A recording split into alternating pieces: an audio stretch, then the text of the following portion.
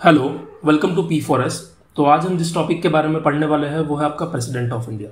तो president of India के बारे में हम समझते हैं कि प्रेसिडेंट क्या होता है, उनकी पावर क्या होती है, उनका इलेक्शन किस तरीके से किया जाता है।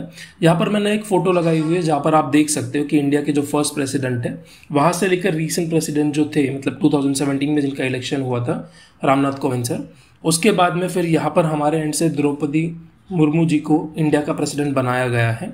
ओके, वो आपका इलेक्शन कंडक्ट हुआ, उसका रिजल्ट आया था 21 जुलाई 2022 को।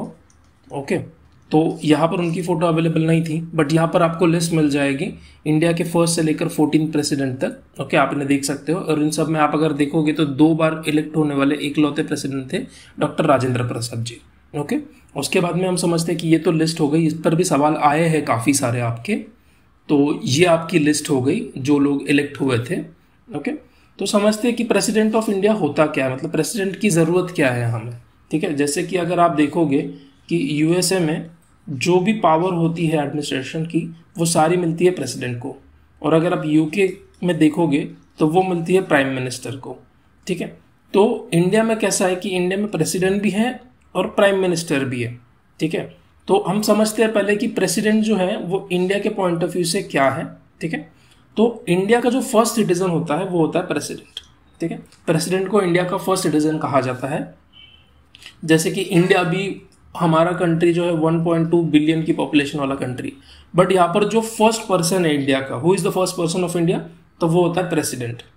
ठीक है, अब प्रेसिडेंट की इलेक्शन के लिए कौन प्रेसिडेंट बन सकता है, क्या प्रेसिडेंट बनने के लिए रिक्वायरमेंट्स है, अगर उन्हें समझा जाए तो पहले समझते हैं कि प्रेसिडेंट के लिए कोई डायरेक्ट इलेक्शन नहीं होते जैसे प्राइम मिनिस्टर के लिए होते हैं।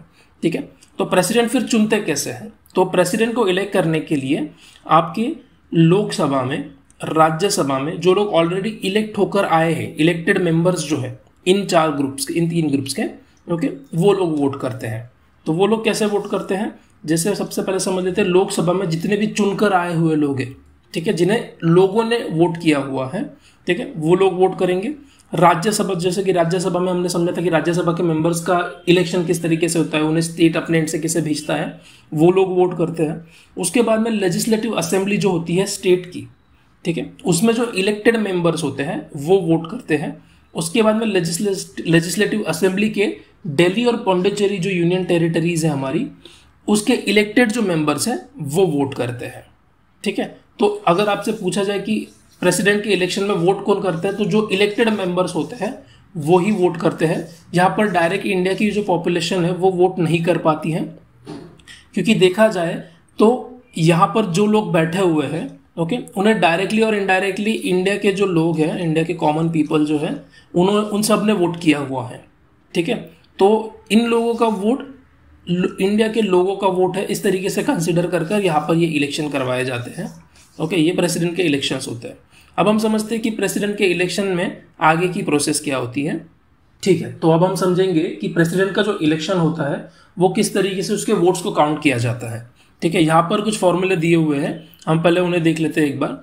तो यहाँ पर क्या दिया हुआ है कि अगर आप देखोगे, ठीक है, कि जो वैल्यू है एमएलएस के वोट की, ठीक है, वो कैसे कैलकुलेट होती है, जो स्टेट है उसका टोटल पॉपुलेशन जो है, ठीक है, उसके बाद में जितने इलेक्टेड मेंबर से, टोटल पॉपुलेशन को इलेक्टेड मेंबर से डिवाइड कर दो, उसे मल्टीप्लिकेशन में 1/1000 से ले लो। ठीक है, इस तरीके से आपको वैल्यू मिल जाएगी एमएलएस के वोट की। ठीक है, और अगर आपको एमपीज के वोट की वैल्यू निकालनी है तो आपको एमपीज के वोट की वैल्यू ऐसे मिलती है कि टोटल वोट्स जो है, ठीक है, एमएलएस के जो है ऑल स्टेट के मिलाकर, और जो पार्लियामेंट में लोग चुनकर आए हैं इलेक्टेड मेंबर्स उनकी। ठीक है, तो ये आपके फॉर्मूले हो गए। कई बार इन फॉर्मूलों पर सीधे सवाल पूछे जाते हैं। ठीक है, आप उसे भी देख सकते हो, यहाँ पर तो मैंने आपको बता दिया, बट आपको मैं अगर समझाने की बात करूँ तो हम यहाँ से समझते हैं कि किस तरीके से ये होता है। ठीक है, कि लेट्स से आपके पास में 2 स्टेट है, ठीक है, ये 2 स्टेट है आपके वाले, ठीक है, इसका पॉपुलेशन है ओवरऑल दोनों का मिलाकर अगर हम पॉपुलेशन देखें तो ये है 200 का। ठीक है, अब यहां पर लोग रहते हैं सिर्फ 50, यहां पर आपके लोग रहते हैं 150, और हर किसी ने अपने एंड से 10-10 रिप्रेजेंटेटिव रखे हुए हैं। ठीक है, ये 10 लोग यहां से चुनकर आए, ये 10 लोग यहां से चुनकर आए। हम इसे नाम दे देते ग्रुप ए और ये इसे बी नाम दे देते हैं, ठीक है। तो अब समझते हैं कि वोट्स कैसे कैलकुलेट होंगे। तो अब ये जो 10 लोग चुनकर आए हैं, ठीक है, तो इनमें से हर एक इंसान की वैल्यू क्या है? अगर टोटल पॉपुलेशन 150 है तो उसे अगर हम 10 लोगों में डिवाइड करें तो एक इंसान के वोट की जो वैल्यू है वो है 15। तो ए ग्रुप के एक वोट की वैल्यू कितनी है? 15, ठीक है। वहीं पर अगर हम बी ग्रुप को देखें, ठीक है, तो बी ग्रुप में अगर हमें समझना होगा तो बी ग्रुप में कितने 50 लोग हैं और 10 रिप्रेजेंटेटिव चुनकर आए हैं, ठीक है। अगर आप इसे कट कर देते हो इन दोनों को तो आपके पास में मिल जाती है बी ग्रुप के एक वोट की वैल्यू 5, ठीक है। अब यहाँ तक ये वैल्यू किस तरीके से दोनों ग्रुप्स में बांटी गई है ये आप समझ सकते हो, ठीक है। तो यहाँ पर अब अगर इलेक्शन कंडक्ट हुआ प्रेसिडेंट के लिए, ठीक है, समझते कि यहाँ पर अभी इलेक्शन कंडक्ट करवाए गए और इन 20 लोगों को ही ये राइट है कि वो वोट करेंगे क्योंकि पब्लिक ने इन्हें ऑलरेडी चुनकर भेजा हुआ है। तो क्या हुआ कि ए और बी के बीच में जो इलेक्शन होने वाले थे, यहाँ पर ले लेते ए और बी के बीच में जो इलेक्शन होने वाले थे, ठीक है, तो बी को वोट मिले टोटल 12, ठीक है, और ए को वोट मिले टोटल 8। अब अगर नॉर्मल इलेक्शन होते हैं तो इसे देखकर आप समझ सकते हो कि जिसे 12 वोट मिल रहे हैं वो जीत रहा है, ठीक है, और जिसे 8 वोट मिले हैं वो हार रहा है। बट यहाँ पर ऐसा नहीं होता है। यहाँ पर किस तरीके से इसका कैलकुलेशन किया जाता है कि ये जो 12 वोट मिले हैं ये किस तरीके से मिले हैं। अब अगर मैं आपको समझाऊँ, यहाँ पर अगर हम समझते हैं कि ये जो 12 वोट आपको मिल रहे हैं इनमें से ये जो ग्रुप है आपका ग्रुप बी के उसके 10 लोग हैं और ग्रुप ए के 2 लोग हैं, ठीक है। तो अगर इनकी वैल्यू को कैलकुलेट किया जाए तो ए का एक वोट कितनी वैल्यू होल्ड कर रहा था? 15, तो 2 के कितने हो गए? 30। बी का एक वोट कितनी वैल्यू होल्ड कर रहा था? 5, तो 10 के कितने हो गए? 50। तो टोटल कितना हो गया आपका वाला? 80, ठीक है, 80 वोट्स मिले। और यहां पर इन्हें बस 8 वोट मिले थे। बट ये जो 8 वोट आपको मिले हुए हैं, यहां पर नीचे समझाता हूं मैं, अगर 8 वोट आपको मिल रहे हैं, ठीक है, पर 8 वोट सारे ए के हैं। 8 वोट जो मिल रहे हैं वो सारे ए के हैं और ए का एक वोट कितनी वैल्यू होल्ड कर रहा था? 15। तो 15 × 8 अगर आप करोगे तो कितना आता है? ये 120। तो टेक्निकली अगर आप देखोगे तो 8 वोट की वैल्यू 12 वोट से ज्यादा है। तो एट द एंड कौन सिलेक्ट होगा? जिसे 8 वोट मिले हैं, क्योंकि पब्लिक का रिप्रेजेंटेशन के हिसाब से उसे 120 वोट मिले हैं। 120 उसके वोट की वैल्यू है, चाहे उसे 8 वोट मिले हुए हो। और यहाँ पर इसे 12 मिलने के बाद में भी इसके वोट्स की वैल्यू कितनी बन रही है? 80। तो इस तरीके से वोट्स की वैल्यू जितनी ज्यादा होती है वो पर्सन प्रेसिडेंट के इलेक्शन में जीतता है, ना कि वो जिसे नंबर ऑफ वोट ज्यादा मिले हैं। आई होप आपको मैं समझाने में सक्षम रहा होगा इस वोटिंग को। मैं कोशिश करूंगा कि अगले वीडियो में इसे और सिंप्लीफाई करके समझा सकूं। तो इस तरीके से होता है आपकी वोटिंग। तो आप इसे फॉर्मूले को याद रख सकते हो और इस बात को हमेशा याद रखना कि प्रेसिडेंट के इलेक्शन में ऐसा जरूरी नहीं है कि जिससे ज्यादा वोट मिल रहे हैं वही इंसान जो है वो प्रेसिडेंट का इलेक्शन जीत जाएगा, ठीक है। अब हम समझते हैं कि प्रेसिडेंट का टेन्योर कितना होता है। 5 साल के लिए प्रेसिडेंट का इलेक्शन होता है, वो 5 साल के लिए चुनकर आते हैं। जब तक अगले इलेक्शन नहीं होते हैं, ठीक है, नया इलेक्शन कंडक्ट नहीं होता है, प्रेसिडेंट अपने ऑफिस में प्रेसिडेंट की तरह ही रहता है। और जब अगले इलेक्शंस होते हैं तो जो प्रेसिडेंट है वो दोबारा भी इलेक्शन के लिए, मतलब री इलेक्शन के लिए, उन्हें कोई ऐसा रोक नहीं है कि वो एक ही बार प्रेसिडेंट बन सकता है।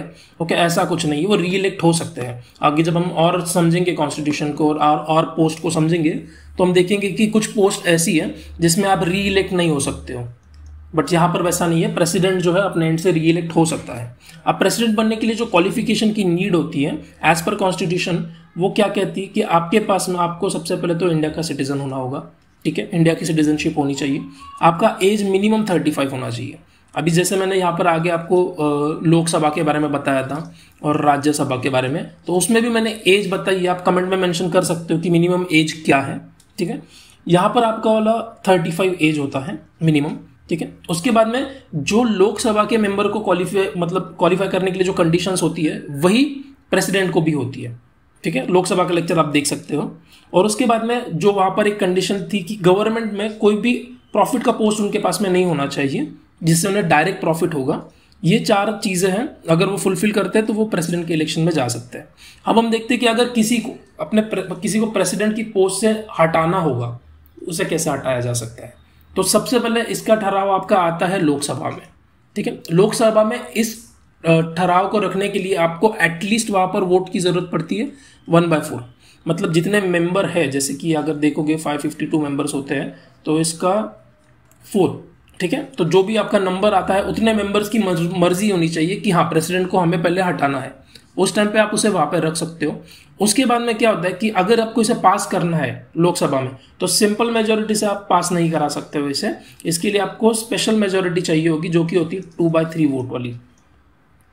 2/3 वोट से जब यहाँ पर पास हो जाएगा उसके बाद आएगा वो राज्यसभा में। उसके बाद में राज्यसभा में भी सेम आपको 2/3 वोट से पास करवाना होता है इसे, और जब राज्यसभा में भी ये 2/3 वोट से पास हो जाएगा उसके बाद में प्रेसिडेंट को अपनी पोस्ट से रिमूव किया जा सकता है। तो ये होता है प्रोसेस प्रेसिडेंट को अपनी पोस्ट से रिमूव करने के लिए। और प्रेसिडेंट को किस केस में रिमूव किया जा सकता है, वो है कि अगर उन्होंने कॉन्स्टिट्यूशन का भंग किया है, इंडिया का जो कॉन्स्टिट्यूशन है, भारत का जो संविधान है, अगर उन्होंने उसे वॉयलेट किया, उसी एक केस में हम उन्हें उनकी पोस्ट से हटा सकते हैं, ठीक है। और आज तक इंडिया में कभी भी किसी भी प्रेसिडेंट को उनकी पोस्ट से नहीं हटाया गया है, ठीक है। अब प्रेसिडेंट होने के साथ में आपको कुछ पावर्स भी मिलती हैं। तो वो पावर्स क्या होती है अगर मैं आपको बताऊं, तो वो पावर्स आपको यहाँ पर मिलती हैं।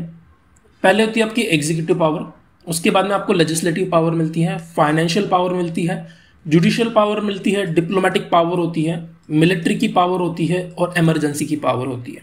तो ये सारी पावर्स आपको मिलती है। अब इन्हें अगर मैं हर एक लेक्चर में मतलब हर एक लेक्चर बनाऊंगा अलग अलग पावर का, ठीक है, तो यहाँ पर इस लेक्चर में मैं इसे कंटिन्यू नहीं कर पाऊंगा, इस वीडियो में कह सकता हूँ मैं, लेक्चर तो मैं ले ही रहा हूँ, इस वीडियो में मैं इसे कंडक्ट नहीं कर पाऊंगा। होप करता हूँ कि आगे वीडियोस जो मैं बनाऊंगा उसमें हर एक पार्ट को अच्छे से बनाकर आप सबके सामने रखूंगा। तो जैसे कि लोकसभा के पास में भी ये पावर थी, तो लोकसभा का वीडियो और प्रेसिडेंट का पावर का वीडियो, दोनों की पावर्स का जो वीडियो है वो मैं एक साथ बनाऊंगा, तो हम आगे देखेंगे उसे। तो ये पावर्स होती है प्रेसिडेंट के पास में। तो यहाँ तक हमने जो सीखा आप उससे रिवाइज कर सकते हो।